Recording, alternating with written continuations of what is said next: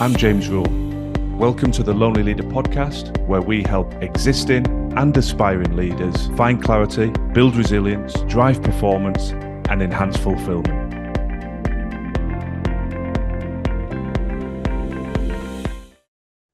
Curiosity. That's the focus of today's podcast. It's another one of our leadership essentials.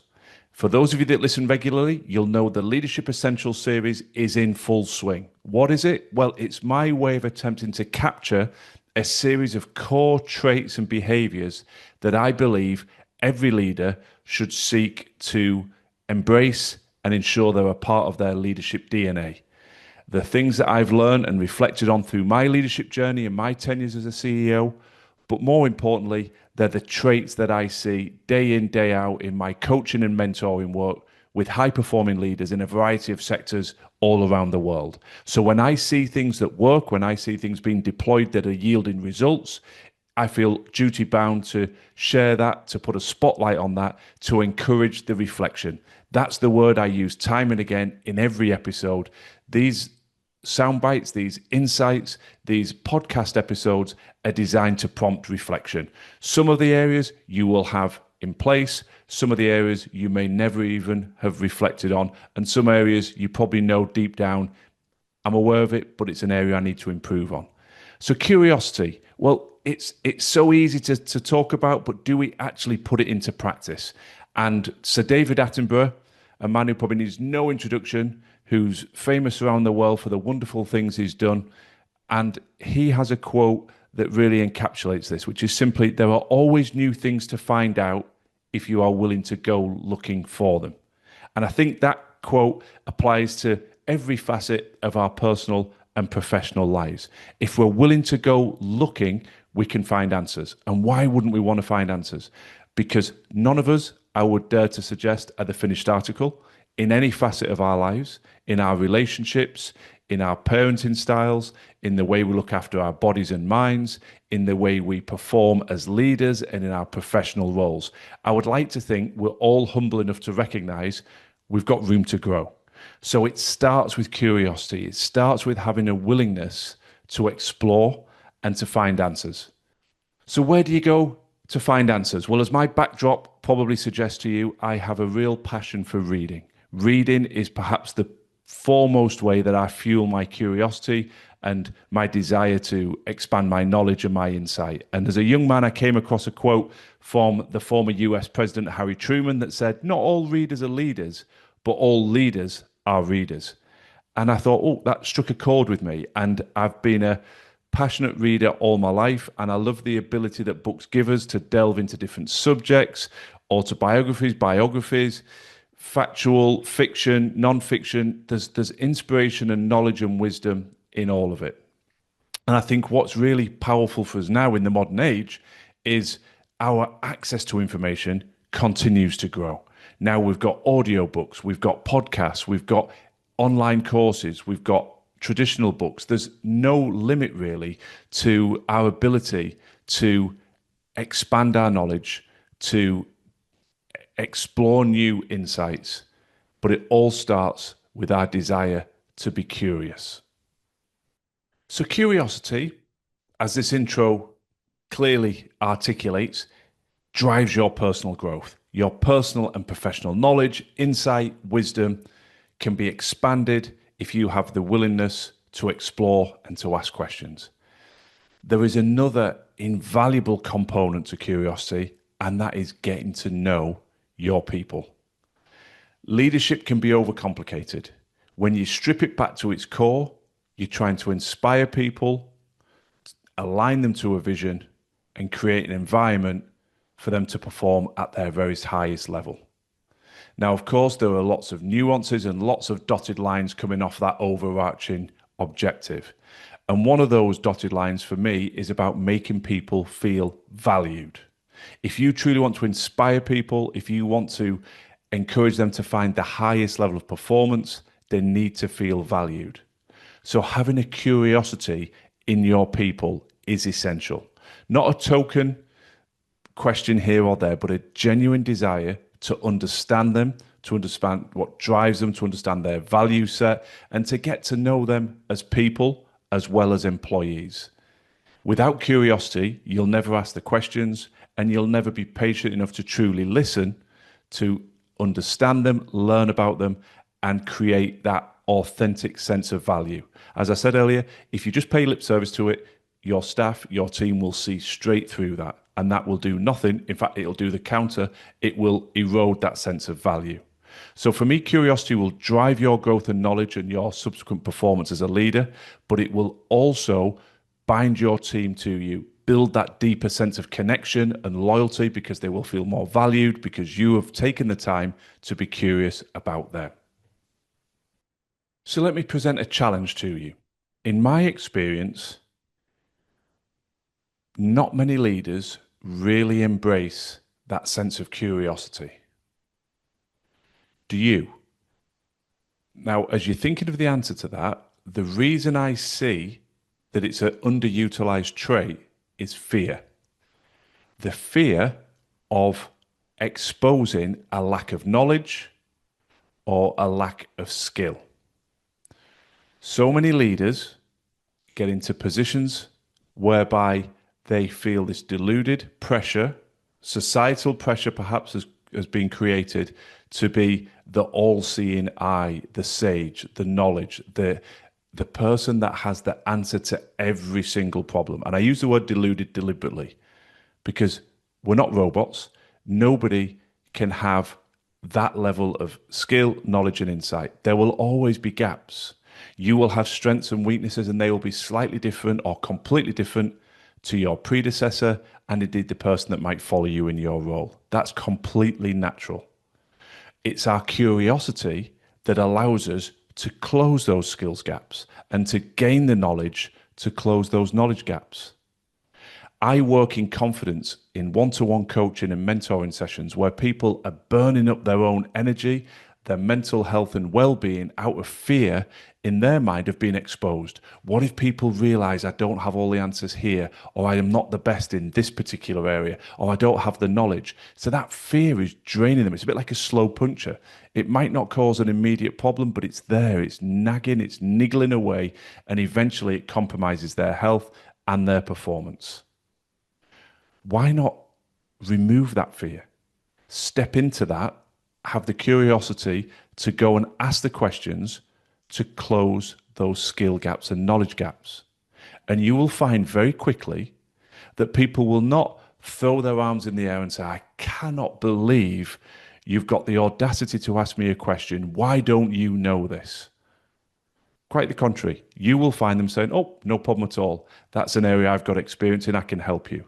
And you'll probably find they will open up to you and say, actually, now that we're talking, there's an area that I'm struggling a little bit with that I know you're pretty competent in.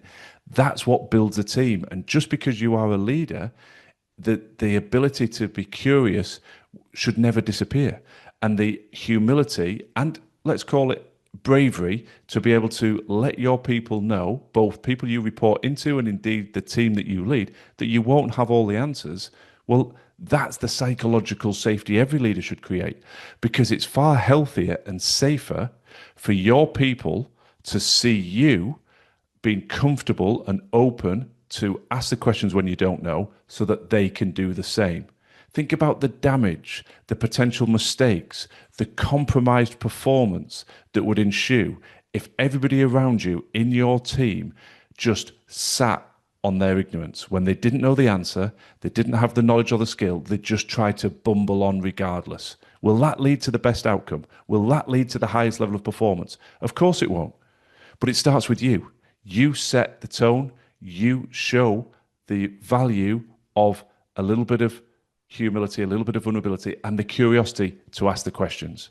And how many times has somebody asked a question in your presence through your career where you're like, well, I'm pleased I've asked that question. I was thinking the exact same thing, but I didn't dare ask for fear of looking stupid. So invariably, when you ask a question in a group format, you'll probably find there's other people there who are thinking the same thing.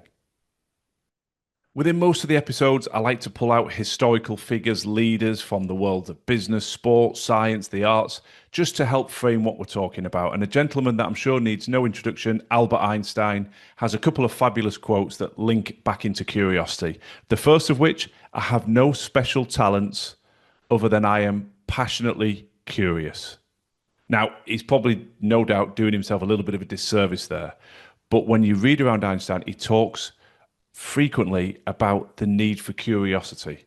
That's the way to find answers and to overcome problems. Another one of the quotes that I like from him: the mind that opens to a new idea never returns to its original size. So again, that driving desire to keep learning, to keep growing, to keep expanding our mind. Other leaders that have achieved real success in their discipline, that reference curiosity and that allude to the fact that their curiosity has helped driven their success. Lewis Hamilton, the 7-time Formula One world champion. He talks about the curiosity to study every aspect of the car, the aerodynamics, the tyres, the engineering, and also makes reference to studying beyond his main discipline. He's interested in fashion, he's interested in activism. He has a diverse range of interests, and he credits that and the curiosity to explore beyond your core discipline as one of the reasons for his success. And I think we can all have that takeaway. It's very easy to say, well, I'm good in this area. Perhaps it's finance, perhaps it's marketing, perhaps it's the commerciality of your role, but I'm not so good in this area. So I'll focus on what I'm good at. Nothing wrong with that. We want to drive our strengths, but allow your curiosity to cover all bases. Lean into those areas where you're weak, enhance those areas that you're strong. Don't shy away from those areas of weakness, because the answers are out there if you're willing to have that curiosity.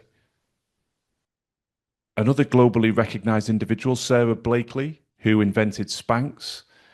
She, I think, was the first female billionaire and was relentlessly curious around products.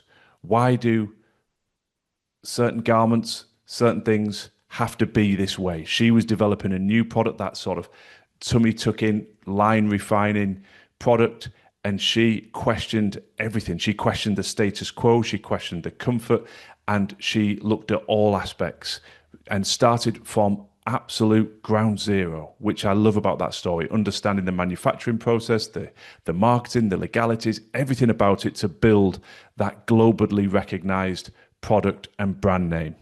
Curiosity started that entire journey. The list goes on, but to pull out just one other example, Admiral William McRaven, the gentleman who was in charge of the operation to capture Osama bin Laden, very much like Lewis Hamilton, a man that when you read about him talks about being curious across multiple disciplines, taking lessons from history, from politics, studying human behavior, and blending it all together. And when you research around him, he talks about that notion that curiosity is not just about collecting information, it's connecting dots across different disciplines to solve complex problems. And again, I think that's a takeaway that we can apply to all of our roles. The more diverse our insights, the more access to information we have, our curiosity opens all that up, and it allows us to draw from a richer seam of information to solve the problems that are right in front of us. So it's almost just raising our abilities and our probability. The more we know, the more we can reflect on what we know, the more effective we're going to be. So I suppose one of the themes that comes through from all three of those world-renowned leaders is that we need to be broad, we need to be diverse, go beyond our core discipline and expand our learning and our knowledge through our curiosity. Now, forgive me for the repetition of some of the messaging that comes through, but it's important to bring these examples to the fore, because if it's good enough for the first global billionaire, for first female billionaire, for a 7-time racing world champion, for an internationally recognized military leader, then it's good enough for you and I. So where can your curiosity take you? How can you start bringing it to the fore? And as I always try to do, I want to step now into some simple takeaways to help frame that and to help give you a step-by-step guide to implement more curiosity in your day-to-day operation. Tip number 1, embrace lifelong learning. Start small and build learning into your daily habits. 10, 15, 20 minutes a day, start there. The easiest thing, an audiobook on your commute, a podcast, something while you're driving into work. Perhaps it's something you do over your first cup of tea or coffee first thing in the morning. A passion of mine and a cherished part of my morning routine is exactly that. When the house is still quiet, when everybody's sleeping apart from me and the dog, to sit with a cup of coffee and a book, and that's how I start every day. And whatever then happens in the day, however chaotic, you've already done something for you. You've already invested in your knowledge base. So if you want to explore that curiosity, you need to give yourself a window in which to do it. Tip number 2, be brave enough to ask questions. Rather than a mindset of this won't work, open up to how might this work? Reflect on that question yourself, but equally with others, with people in your team. Do not fear showing ignorance, skill gap, or knowledge gap. Close it. Be as efficient and as competent as you can. Do not leave those gremlins in the shadows, draining your energy, disempowering your mindset. Highlight what you need to know. Highlight the people who are competent in those areas who will have the answers, and go and ask the questions. It's far better to risk looking a little bit foolish and close the gap than to drain your energy and your mindset over months and perhaps even years by avoiding certain subjects, certain areas, because you don't feel competent, confident, or knowledgeable enough to be able to perform in those areas. Tip number 3, stay open-minded. There is no growth in an echo chamber. If everybody around you nods and agrees with you, then that's a clear sign that you don't have psychological safety in your team. I'm not saying you're going to agree with everyone and everything. How can you? You're a leader. At the end of the day, you're going to have to make decisive decisions. You're going to have to steer the direction of travel. But prior to making those decisions, stay open-minded. Allow other people to challenge your thought process, to give alternative perspectives, and be agile and adaptable enough to say, on reflection, I'm willing to change course. You're not a dictator, you're a leader, and sometimes people will enable you to course correct and move forward more effectively, providing you retain that open-minded ability and that curiosity to explore their viewpoints, rather than just, this is the direction of travel, I'm making the decisions, do it my way or don't do it at all. The next tip I want to encourage is find time to reflect. We are all guilty of moving from one task to the next, one email to the next, one call, one meeting, whatever it may be, one project, we finish, we breathe, we move straight on to the next. Take a lesson from sport and from the military in particular. When they finish an operation or a fixture or a series of fixtures, there is always reflection and review. The questions are asked: what went well? What didn't work well? What are we going to learn from that? What are the takeaways? How do we implement them in the future? So I appreciate we're all busy. There are always tasks and demands and pressures on your time, but you must structure in time for reflection, both as an individual and with your wider team, so that you can make the time and space for the curiosity to really draw down those learnings I've alluded to and embed them both personally and in your team. It's the definition of madness to allow people around you to keep making the same mistakes. But often that's because they're blind to the research, the insight, and the knowledge that another team's gained in another domain, another silo, another area of the business. You have to connect that knowledge. You have to create time to reflect, review, and then disseminate that information across your wider team. The next tip: encourage curiosity in others. We talked earlier that you set the tone. You are the emotional and cultural thermostat within an organization. The staff will take a lead from you. And irrespective of whether you're leading a huge team, you're at the very top of the organization as a CEO or in a C-suite role, or perhaps you only have one or even one or two direct reports, maybe you don't have anybody reporting into you. You are still leaders in terms of how you influence those people around you. Never lose sight of that. Leadership isn't just about a job title. It's about positively influencing people around you. And so whatever the level of team you are involved with, it's important for everyone to feel comfortable being curious, asking the questions. Why do we do it this way? Is this the best way? Can we improve it? That's where growth comes from. That's where breakthroughs come from. Look at Albert Einstein and all the phenomenal breakthroughs he achieved in his career. He was, in his own words, as we alluded to earlier, passionately curious. Let's all ensure that we are encouraging everyone around us to replicate that and to remain passionately curious as well. I want to encourage us all to explore new interests. Curiosity is fostered in those uncomfortable, unfamiliar environments. And that cascades across our professional life, our personal life. We've all been there. You try and develop a new skill. You learn to play an instrument, develop a linguistic skill, and it's really, really uncomfortable. But it opens our mind. It energizes us. It leads us down different paths that previously we haven't explored. So I think just challenging ourselves to say, what's something new, something I've not done before? What do I want to explore? It just gives us a start point. It encourages us to step into that curiosity. We find that positive feel good feeling of having done it and learned something new, which then makes it much easier to do it again and do it again. If we do it in our personal life, how do we find that in our professional life, and vice versa? Consider creating your curiosity page.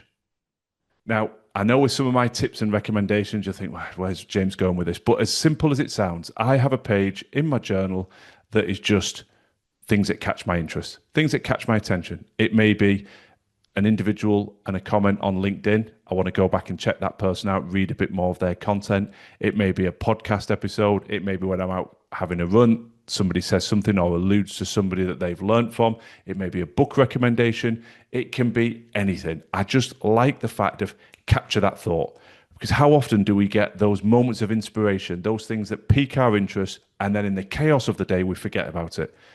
I'm sure it happens to you. It certainly happens to me. So when that inspiration, that curiosity is piqued, capture it. You don't have to do it pen and paper my way. You might just have a little notes tab in your phone. You might have a little WhatsApp that you send to your partner. Oh, remind me to reflect on this. Capture those moments, because that is your intrinsic radar, your gut feel, if you want, telling you about something that will be in your interest to explore. Now, I'm mindful I spoke a lot about the power of reading at the start of this episode. I sincerely hope I never come across that I am preaching or pushing you into areas that you're uncomfortable with, but I do want to revisit it as one of the tips. I talked about a daily habit. A reading habit for me is so multifaceted in terms of the benefits. The curiosity is, the access to information is limitless. I think it's great also for our mindset and our mental health and well-being to move our focus away from the day-to-day challenges of our to-do list. And as I said earlier, there's a sense of achievement and a buzz and an energy that comes from stepping into different fields. And you can do it at a time and a place that suits you. So whether it's an audio, whether it's electronic, whether it's on your Kindle, or whether it's a hard book, keep that reading time close. Now, just to give you some comfort, I have a lot of clients say to me, "That's a lovely idea. It's a lovely sentiment, James, but I don't have time." Again, forgive me for the blunt response to that, but I will always say, open up the app on your phone, look at your screen time usage, look at the amount of time you spend on apps, scrolling, when you're not really doing anything to enhance your own growth and development, professionally, personally, or indeed enhance your well-being. You're probably doing the very opposite. You're probably draining your energy, making yourself feel scared, unsettled, anxious, with negative elements that you'll find on news sites or social media sites. Well, how about just claiming some of that time back, using some of that time to say, I'm not doing that now. Put the phone to one side, I'm going to read 10, 15 minutes across my lunch break, before I go to bed, when I first get up, wherever you find it. I just think it's the easiest way to step into this space of curiosity. And as with everything we talk about, if you don't feel a benefit after doing that consistently, well, abandon that.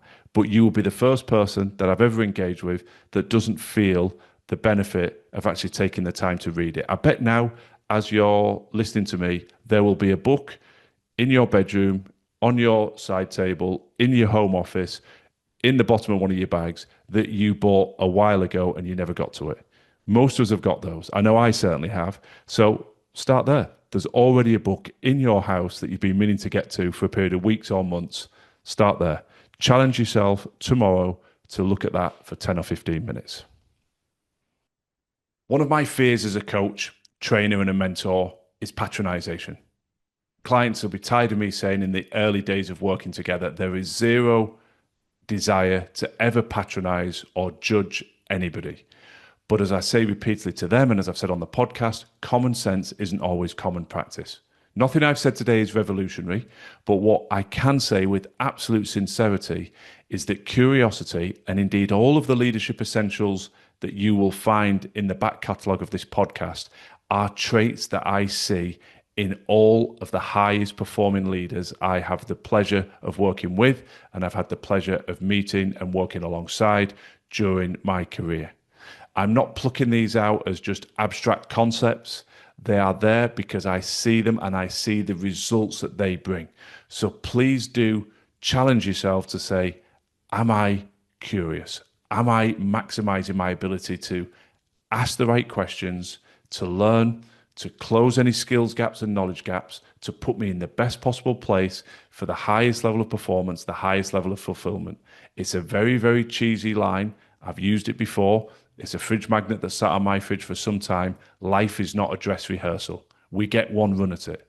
So why not maximize through our curiosity, our competency and our ability to perform at the highest level and derive the highest level of fulfillment in everything that we do professionally and personally?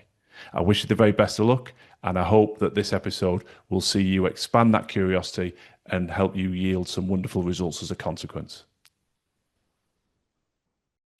Thanks for listening to the Lonely Leader podcast. I'd be very grateful if you could share and follow if the content resonates. And if you're looking for additional free resource to support your continued growth and development, then please do check out our social media and website details in the show notes. Remember, quality leadership on the outside must always start within.